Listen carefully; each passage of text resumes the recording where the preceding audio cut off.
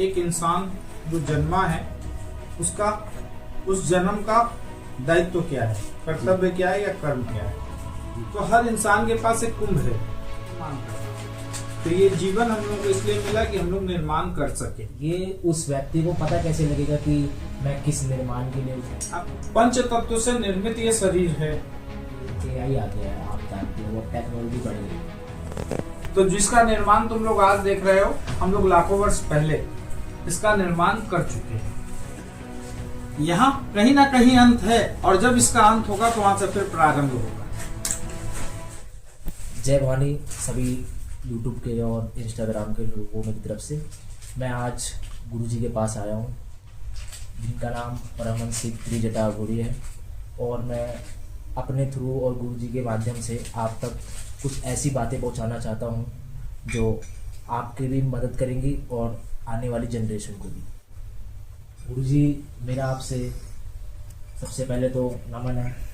गुरुजी, मैं आपसे प्रश्न करना चाहता हूँ कि इंसान का जो जन्म होता है वो किस मार्ग के लिए होता है, मतलब एक मनुष्य जन्म क्यों, उसका क्या दायित्व है, क्या कर्तव्य है कि एक मनुष्य को जन्म मिला है तो उसको क्या करना है, सबसे पहले उसको क्या होना चाहिए।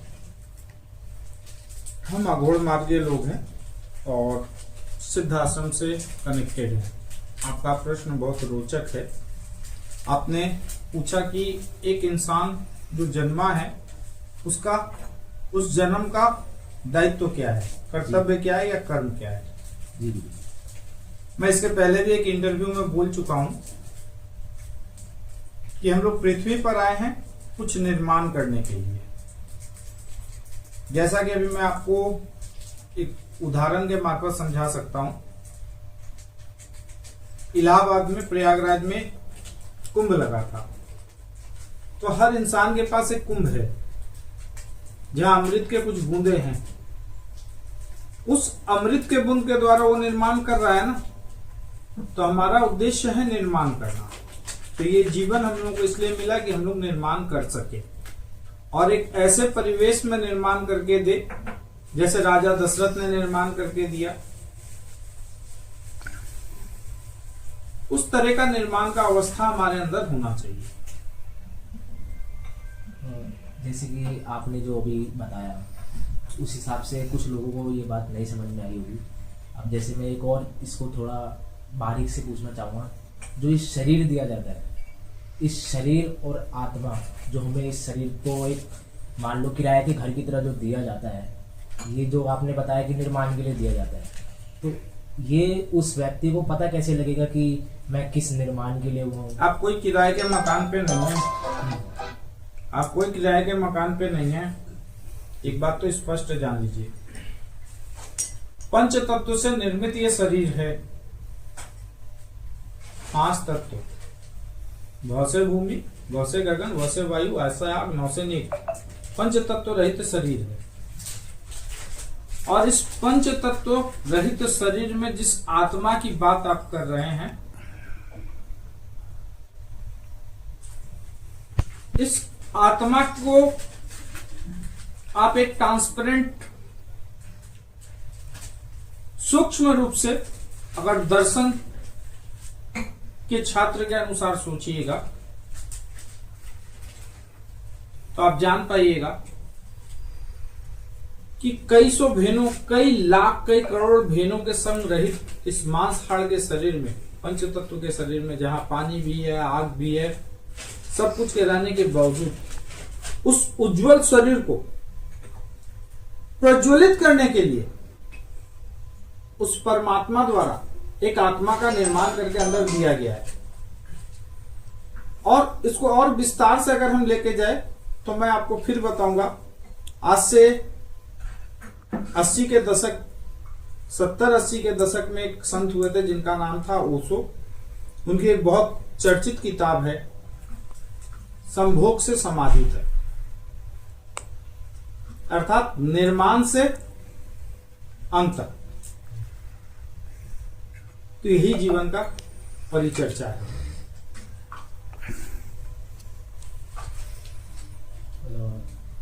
आपने जो बताया उससे गुरुजी हमें और जितने भी लोग हैं उनको सीखने को बहुत कुछ मिलेगा। और मेरा एक प्रश्न और था कि ये जो शरीर में जो ये आत्मा आपने बताई है, और ये काम कैसे करती है, ये किसकी एनर्जी से अपना इस बॉडी को, ये किस एनर्जी से कनेक्ट है? आप प्रकृत हो। जब 5 तत्व आपके अंदर है तो आप प्रकृत हो, क्योंकि उस प्रकृति में भी 5 तत्व है। और आकाश गंगा के संग आप कनेक्टेड हो। आप परमात्मा के ही एक अंश हो।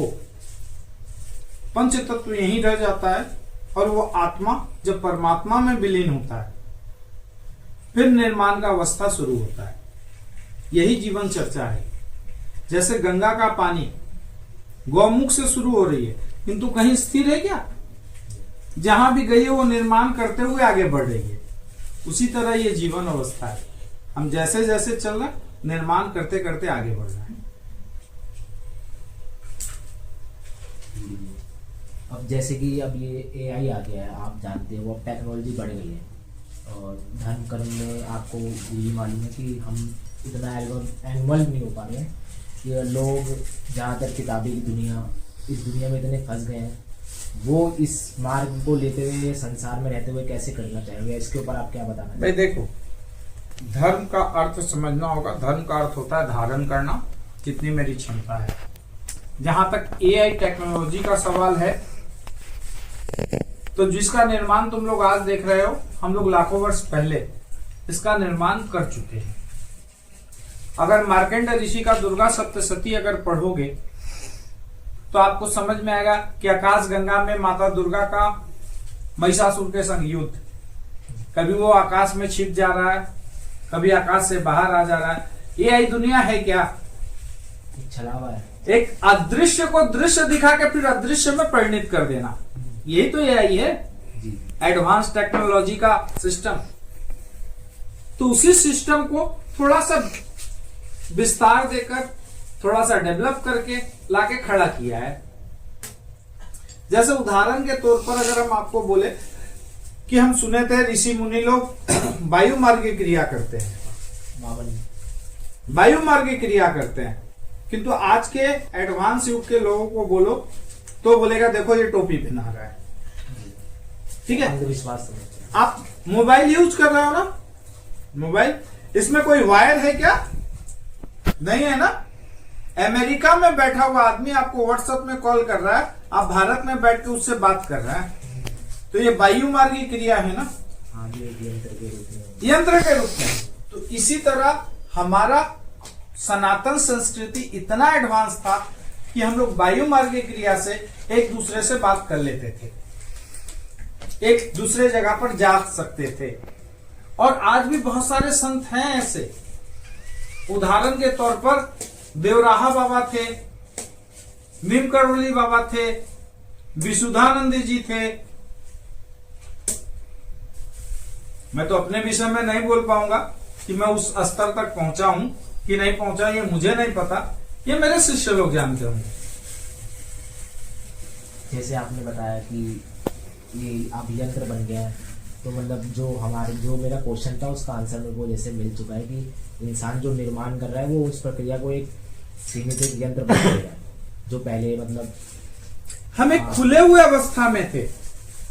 जब हम आदम थे जंगल में खुले हुए अवस्था में थे, आस्ते आस्ते जैसे जैसे डेवलप करते गए वैसे वैसे सीमित होते चले गए।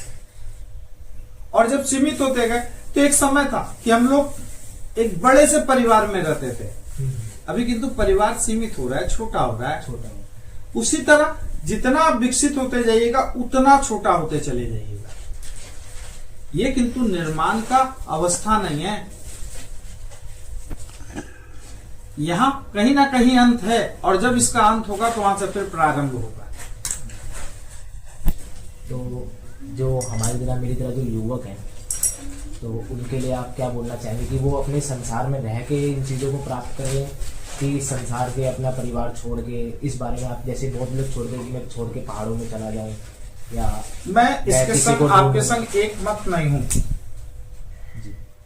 उदाहरण के तौर पर आप मुझे बोल सकते हैं गुरुजी आप भी तो संसार छोड़कर आ गए, आप भी तो भगोड़ा हैं, आप बोल सकते हो, किंतु मैं बोलूंगा मैं भगोड़ा नहीं हूं।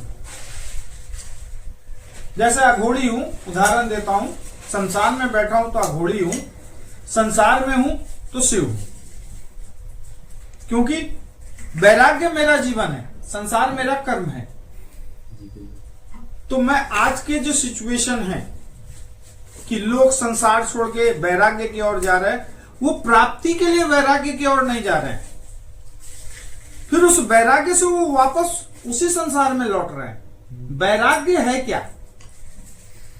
जो संसार में रह गए, जो उदाहरण के तौर पर रामकृष्ण परमहंस से बड़ा उदाहरण हो ही नहीं सकता। यहाँ एक संत जो 7 साल की उम्र में तोतापुरी जी महाराज से दीक्षा लिए, 12 साल की उम्र में मां भैरवी से दीक्षा हुआ, 17-18 साल के उम्र में वो शादी पागल हो गया और अचानक फलारनी अमावस्या के दिन मां शारदा को आसन में बैठा के मां के रूप में वर्ण कर लिए।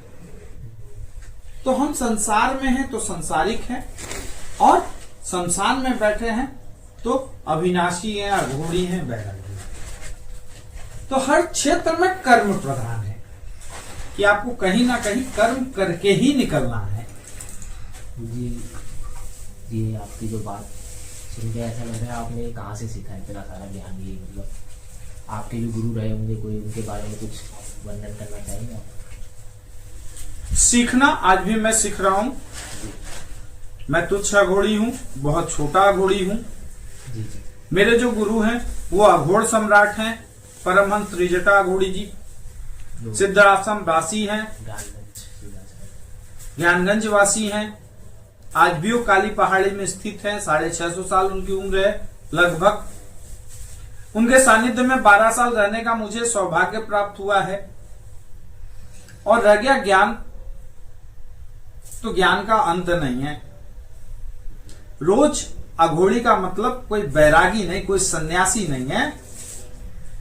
वो बैठ के मुर्दे का मांस खा रहा है, भस्म लगा रहा है, वो अघोड़ी नहीं है। अघोड़ी का अर्थ होता है रिसर्चर, जो हर विषय को खोज करता है। एक बहुत अच्छा उर्दू के शब्द है खोजी।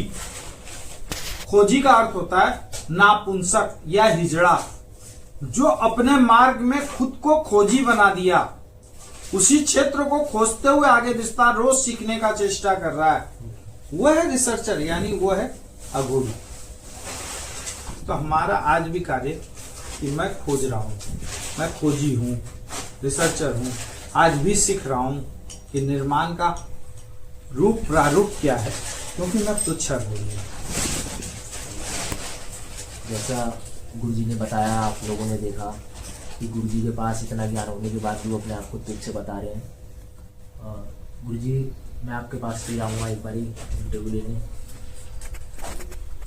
कि मैं वीडियो ज़्यादा बड़ी ना हो, लोगों तक पहुँच जाए। मैं दोबारा कोई एक नई क्वेश्चन लेके आऊँगा, उसके बाद गुरुजी मैं आपसे सवाल करूँगा। जय भवानी। जय भवानी, धन्यवाद।